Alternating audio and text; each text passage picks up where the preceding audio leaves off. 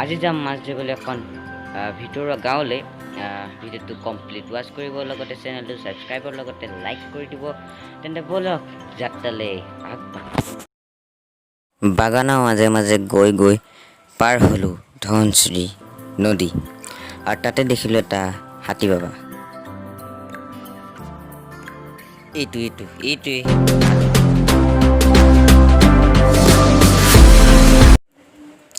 এইটো হৈছে শংকৰ সংঘৰ কাৰ্যালয়। এইবছৰ আছিলে, আৰু ইয়াতে আছিলে শংকৰ সংঘ অধিৱেশন। এইখন পথাৰত বৰ্তমান ইয়াত ধান খেতি কৰা হৈছে।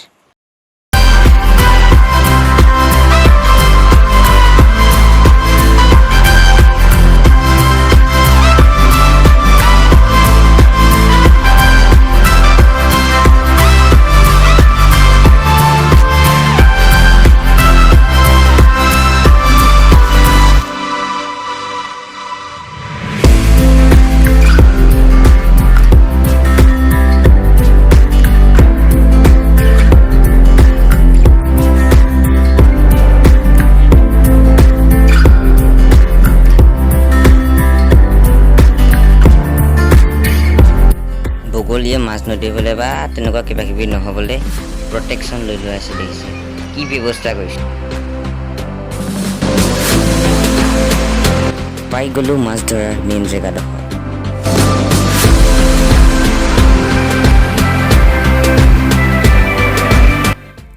এই পুখুৰীটোতে আছে গল্ডেন ফিছ, চিলভাৰ কাপ, ৰূপচন্দা। এওঁলোকে ৰূপচন্দা এনেকৈ পুখুৰীতে পুহিছে। তো জাল এখন মাৰিছে, চাওঁচোন কি কি মাছ উঠে।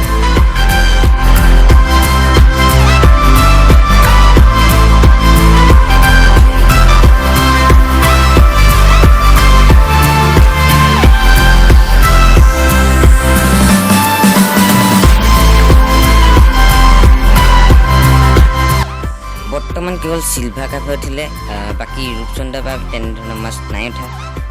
আজি জালত দুজনী চিলভাৰ কাপকে উঠিলে, মানে ৰূপচন্দা বা বেলেগ মাছখিনি আজি নাই উঠা। আৰু জাল আকৌ পেলাব পাৰিলেহেঁতেন, কিন্তু মানে সেই মাছখিনি বেলেগ মাছখিনি মানে ক'ৰবাত য'তে ত'তে সোমাই গ'ল। পুখুৰীটো ডাঙৰ যে, আৰু সেইকাৰণে মানে আজি জাল নেপেলালে। লগতে বৰষুণো দি আছিলে, দিগদাৰ হ'ল। বেলেগ